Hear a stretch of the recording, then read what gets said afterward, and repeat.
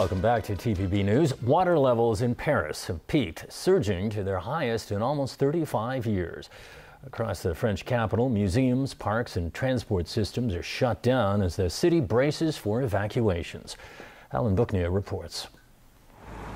It's been the wettest May in 100 years.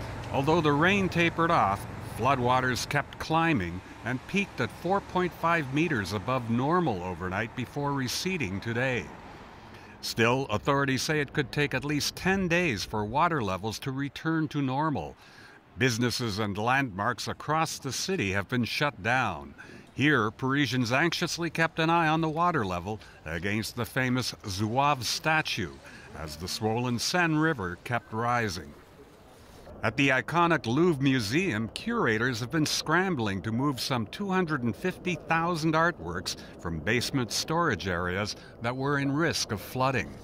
Even diplomacy took a backseat as French President François Hollande met with his South Korean counterpart, Park Geun-hye. The weather dominated their press conference. In suburban Paris, conditions are even more dire as firefighters and dinghies navigate through flooded streets to evacuate residents.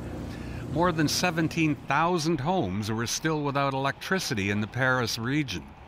In this suburb, neighbors are working together to protect their homes, boarding them up and pumping water out of the basements. Entre voisins. Between neighbors, says this man. One buys the silicone seals, the other gets the pumps.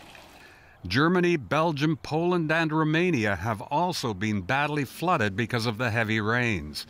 In Braunschweig, Germany, a cleanup operation is underway. Residents were joined by dozens of recently arrived refugees from the nearby camp who pitched in to help, clearing houses, basements, and streets of mud and rubble. Because I saw in television there is some damage in here, some problem. We are coming here just for helping. Braunschweig was swamped by rivers that burst their banks earlier this week. Alan Booknia, TVB News. More than 100 bodies were found along a Libyan beach after a smuggling boat of mainly African migrants sank. Warm weather and calmer seas in the Mediterranean have led to a surge in the number of people trying to make the perilous trip from North Africa to Europe. 117 bodies were found washed up on the Libyan beach or were pulled from the water, and the death toll is expected to rise. In Geneva, the International Organization of Migration said a separate search and rescue operation saved 340 people after a boat carrying as many as 700 sank in the Mediterranean. The search continues for others as only 9 bodies have been recovered. Presumptive U.S. Republican presidential nominee Donald Trump is predicting he will have tremendous support from black voters. Trump made the proclamation at a rally in California, despite polls that show when it comes to support among African-American voters, Trump consistently trails his likely general election opponent, Democrat Hillary Clinton.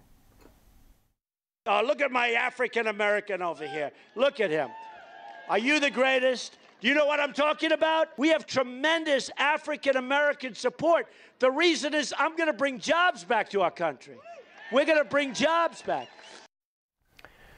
Back locally, a tree at Hong Kong Disneyland collapsed this afternoon, injuring 2 female visitors. According to the theme park, the tree was about 8 meters tall. The 2 injured were taken to North Lantau Hospital and Princess Margaret Hospital. The park is currently investigating the incident. In the central allocation of the Primary 1 school places this year, nearly 69% of students are sent to a school of their first 3 choices. And like previous years, emotions ran high for both kids and their parents. Caleb Lung has more. This year, more than 29,000 students took part in the central allocation for Primary 1 admission scheme. More than 20,000 of them were allocated to a school of their first 3 choices. That's just under 69%, which is similar to last year. Today, anxious parents were at this central allocation center in Kowloon Tong to find out their kids' results. The Kowloon City District is famous for its high number of elite schools. One mother burst into tears after her son got what they want. Yeah, I got the first choice, I got LaSalle. And you are very happy, right? Yeah, overwhelmed. On the other hand, this man said his son was allocated to his 10th choice. Still, he feels okay with the results, saying the education system is competitive. But then, what I hope is it's good for my son.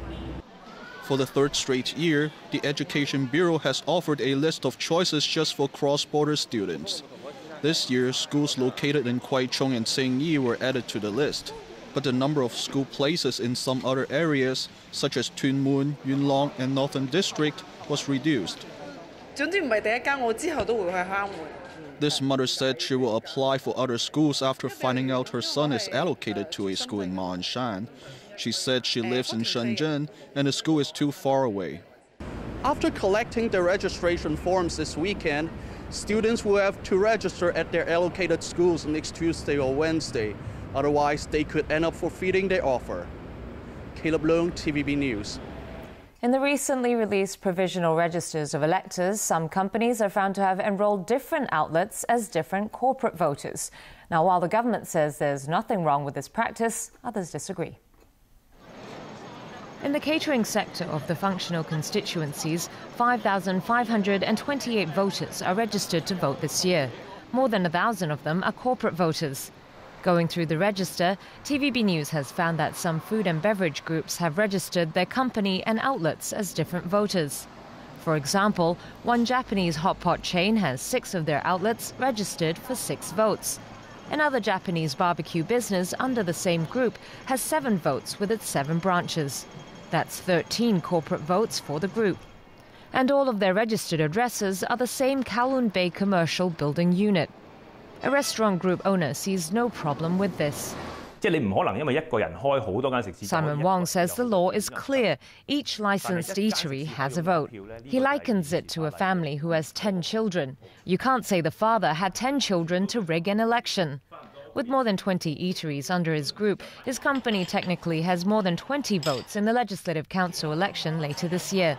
But Wong insists he won't force his eateries to vote in line with the company's stance.